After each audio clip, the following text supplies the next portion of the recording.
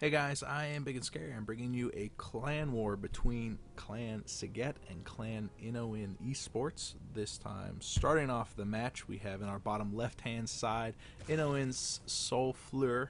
I'm going to go soulFLURE or just Soul, just to ease along the transition into this replay. He is our high masters level player on the EU server, top 7, I believe, and he is from NoNesports, and he's playing our Zerg. He's our yellow Zerg. In the top right-hand corner from Clan Sqeht, we have Cella. Cella is a high diamond level player currently.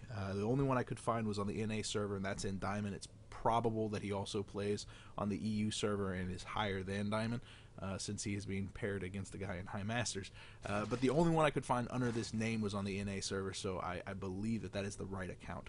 I don't know how familiar you are with ClanWar formatting. It primarily depends upon the clans and what they're most comfortable with.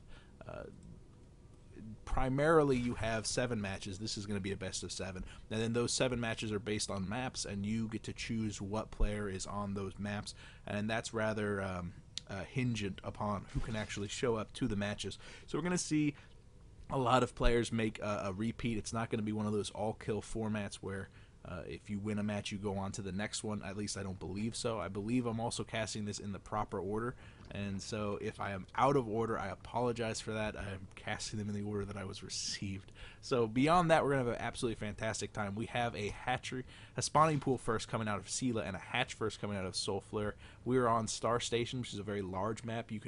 This is a very risky build no matter what map you're on, but the fact that you're on a larger map means it's a little less risky. And the fact that we have a spawning pool first coming out of Cella means that he's going to be in a very nice position to actually cause some aggression to soulFLURE and kind of punish him for the hubris of getting that out very early. We also have an earlier extractor, so soulFLURE is also going to be getting some gas, which means he's going to be sacrificing 3 drones income into that extractor.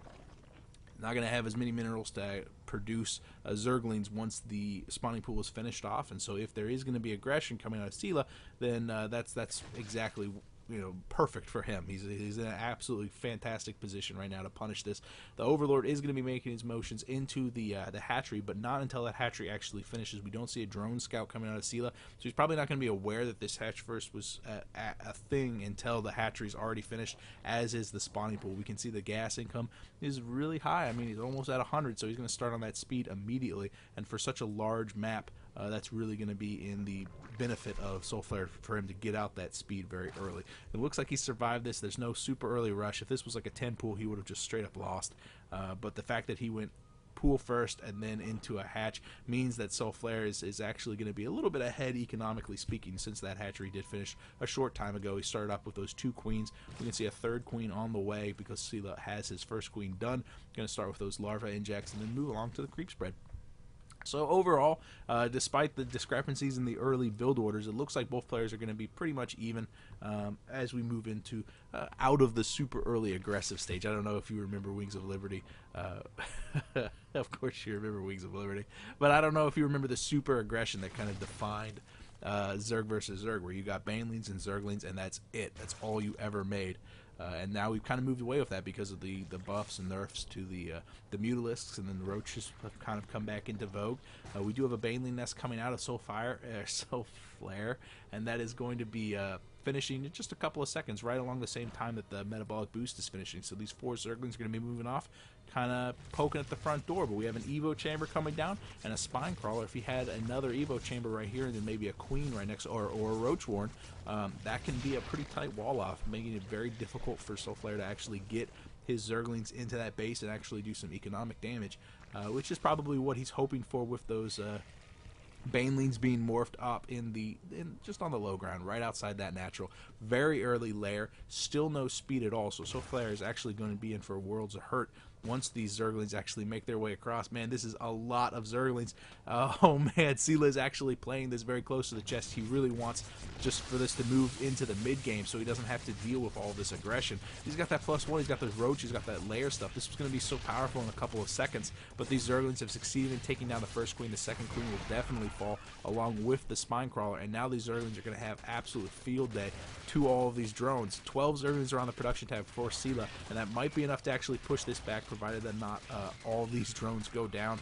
The Zerglings are trickling in, but remember, there's no speed, and we have 2 Banelings being morphed in on the low ground. Once those Banelings finish, these drones have been corralled into this overly saturated mineral line now. Once those Banelings are done, they'll be able to push forward, maybe do some decent hits to those drones. Will the Queen be able to focus one of them down before it gets there? Really good splits from Cella, making it so he only loses about 4 of those drones. However, he lost 14 workers killed total, 22 over 30 harvesters. Definitely not something that he can't come back to, especially with those roaches, especially with those early lair out, but the damage is just continuing. soulFLURE's really, he's gotten back in there with those Zerglings. He's beginning to focus down the drones. And the one last portion of the economy for Cella is beginning to falter. And yeah, those drones are just melting away. Even more Zerglings begin to stream in. This is absolutely terrible. We've got another Evo chamber being produced. I believe that's not a tight wall off. Oh yeah, it is a tight wall. Nice. A very tight wall off. The drones, oh man, the roaches just aren't enough to actually hold this back. It looks like that Evo chamber is going to fall. And this is looking very grim for Cella. He's going to have to resaturate his natural completely, and while the natural is 100% going for soulFLURE, and also he's got those Banelings. He can just morph half of these into Banelings, be able to suicide them into that Evo chamber. Cella is really going to have to drone hard and then hope that these roaches are enough to hold back the coming push. But no, he taps out.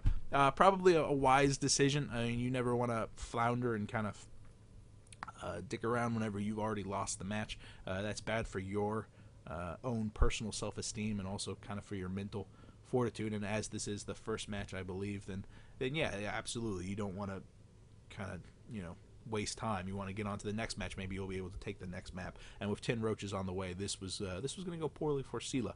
So ultimately, playing a little greedy, getting that Evo chamber out, starting on that +1 range with those Roach Warren, and then soulFLURE just had a nice build. He had pretty much no scouting to show him that he could actually pull this off. He got the Overlord in there, but by the time the Overlord was there, the Baneling Nest was already started, the super early speed and stuff like that. So really nice play by soulFLURE. Good unit control on both sides. This is game 1. We've got another 6 to go, so stick around. I am Big and Scary. I will see you guys later.